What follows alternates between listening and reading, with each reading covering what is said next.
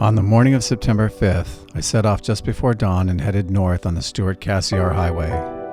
I had planned to drive straight up to the Alaska Highway without stopping, but mist was lingering over every lake and river that I passed, and I found myself pulling over every 20 minutes to get another shot.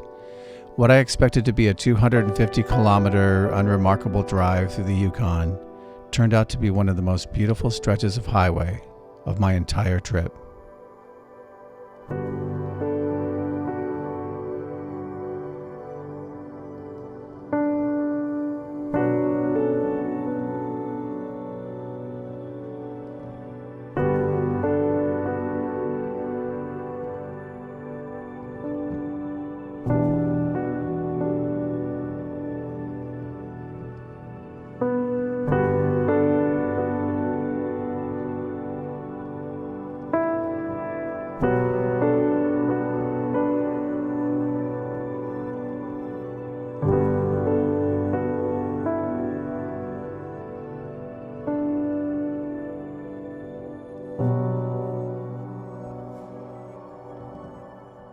All right, I am on my way Turn back left out of Watson Lake.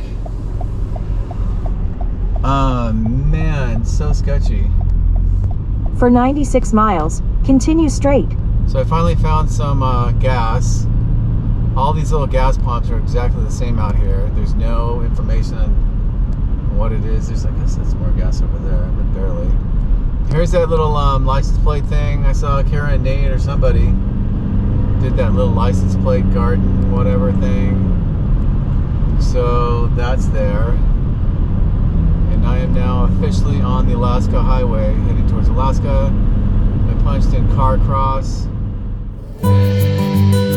The Alaska Highway, or Alcan Highway, was constructed in World War II in an effort to get supplies up to Alaska from the lower 48 states. If you're considering a road trip on either the Stewart-Cassiar or the Alaska Highway, you definitely want to keep an eye on your fuel level throughout the trip and top off at every given opportunity. There were stretches on the Alaska Highway where you can drive for an hour without seeing another car, and gas stations are few and far between. Before setting off on this trip, I made sure I had a full-size spare tire, a portable jump starter, and a tire inflator. It was also good to know that my hybrid Sienna could go 600 miles between fills at the pump. Since there are large sections of highway without a cell signal, it would be well worth your while to make sure you're prepared before setting out for literally the middle of nowhere.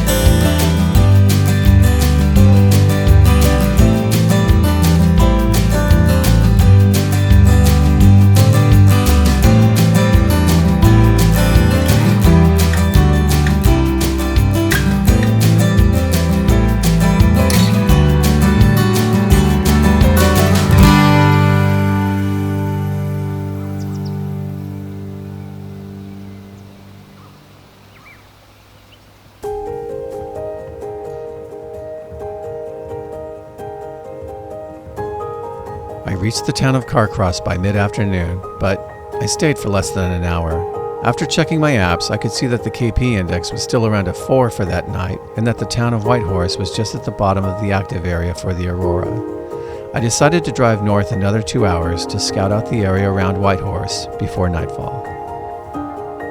Even though I was only able to shoot about an hour of the Aurora before it disappeared, I was grateful for another glimpse on my way up to Alaska.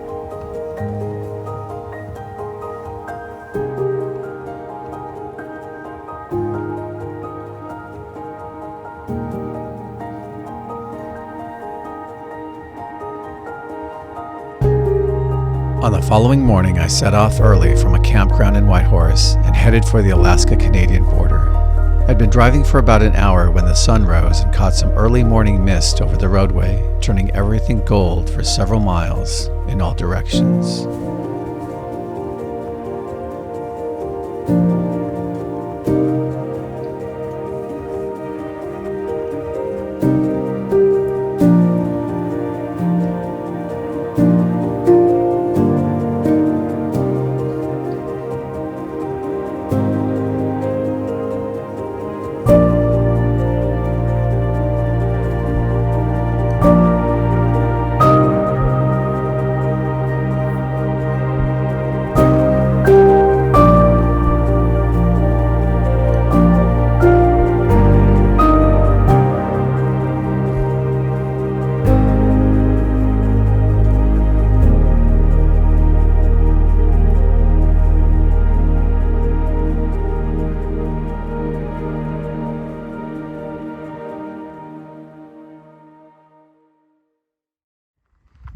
Stopped at a rest area next to the Kluane River. Let's have a look.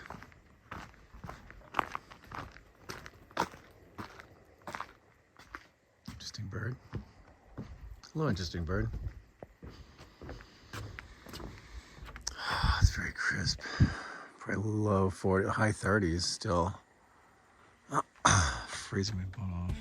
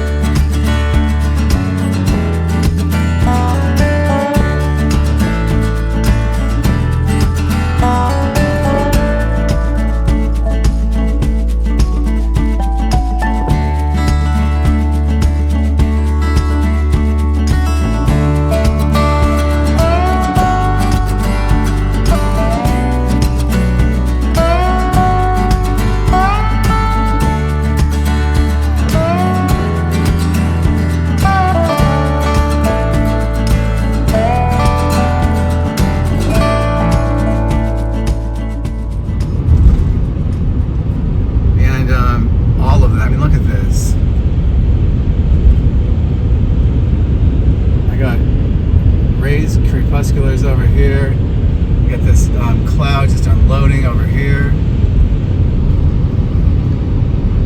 I got a logging truck I'm just about to run into because I'm not paying attention.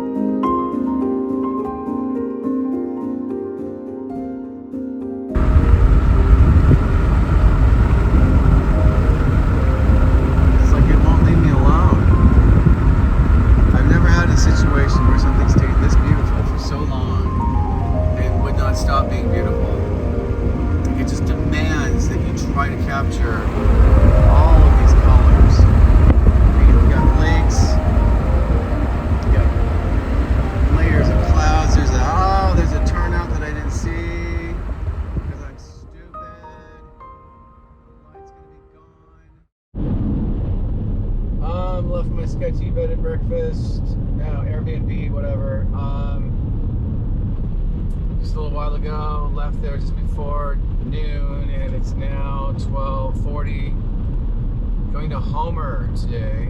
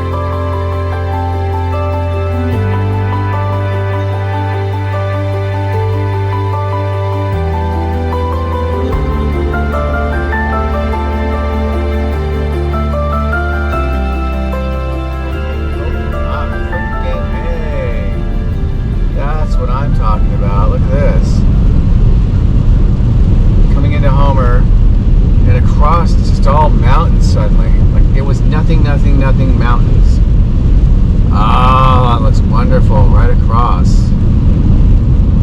Wonder what this place looks like. Wonder what this place looks like in on a clear day.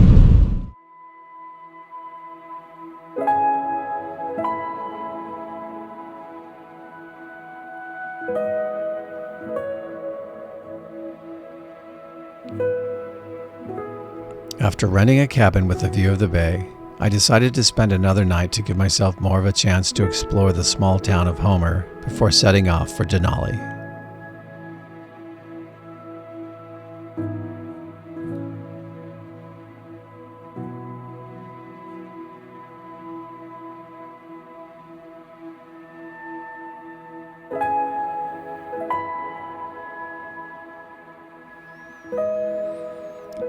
I'll cover more of Homer in my next episode, but before this episode ends, I thought I would share just a few of the shots that I took on my trip from Dease Lake to Homer.